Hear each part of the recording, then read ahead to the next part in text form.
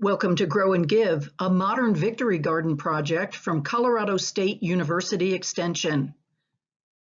We're here to help you learn to grow food for yourself, your family, your neighbors, and your community. Asparagus. Asparagus officinalis has been wildly popular for over 3,000 years. It's a delicious spring vegetable that you can find as green, purple, or the blanched white spears.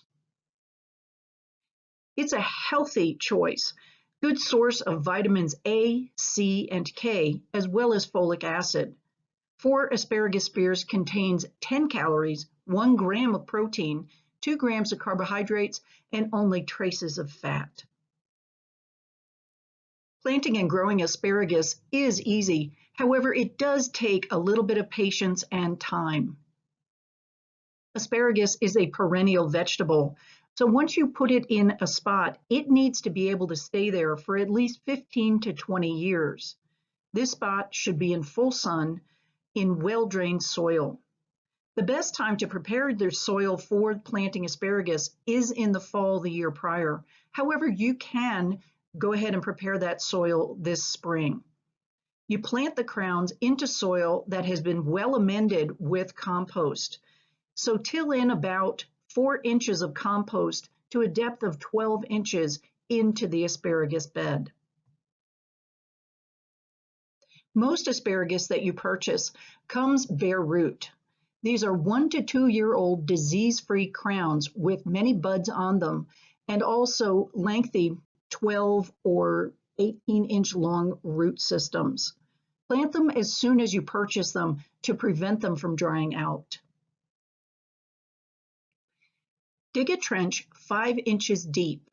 Any deeper and you may reduce the yield of your asparagus plants here in Colorado. Lay the crowns in the trench in one long line so that the top of the crowns are nestled against the end tips of the roots of the plant next to them. In this way, you're able to get the right spacing between your plants. The right spacing should be about 12 to 18 inches in between the crowns.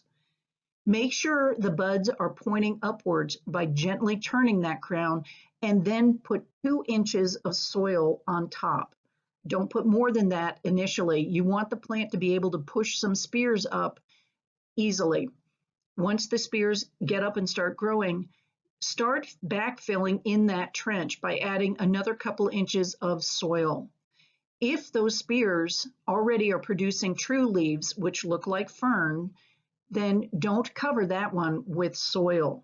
But over the course of the season, finish filling in that trench so that the crowns eventually are buried 5 inches deep. If you're starting asparagus from seed, you need to start the seeds indoors about 12 weeks earlier than you're planting them out. Make sure you harden off those little seedlings before you plant them out in spring. Fertilize asparagus plants once as the spears begin to push up in spring, and then once again in midsummer with a balanced fertilizer.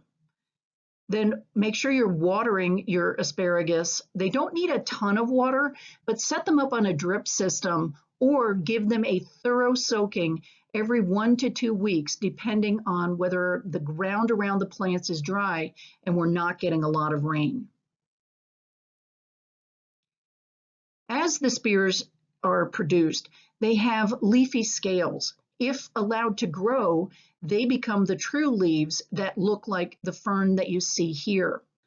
The brush, which is what this is called, is usually pretty tall and can be a little bit bulky.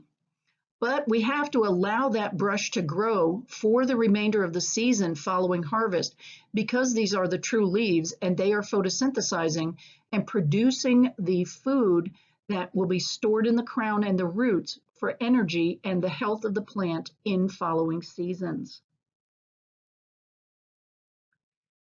Once you've planted your asparagus, be patient. It takes up to 3 years before you can start getting a full harvest from that plant. In the first season, don't harvest anything off of it. Allow the spears to come up produce that leafy top growth, and let the leafy top growth stand on the plant throughout the season. The second year, harvest the spears only in the first 2 weeks once they start producing them in spring. Then allow those spears to grow afterwards into the brush. At the third season, you can have a full harvest, which can last up to 7 weeks of harvesting the spears, and then you allow any oncoming spears to grow and produce brush in order to feed the crown and the roots. When harvesting the spears, cut them or snap them off close to the soil surface. There are several different varieties of asparagus available to you. In one, the Washingtons, those are heirlooms. So Mary Washington, Martha, or Waltham Washingtons have been around a long, long time. Because these are older cultivars, they're not male exclusive. They have both male and female plants. And whereas we can plant and harvest from the female plants, their spears are larger and they produce a lot fewer of them because their energy is really focused on being able to produce their berries and seeds.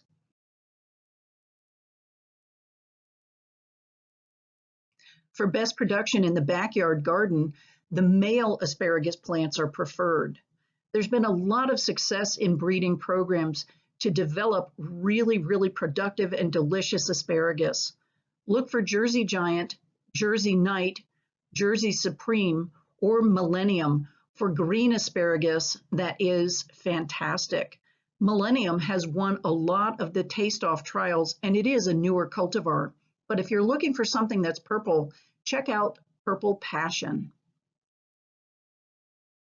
Grow food, give locally, and support your community.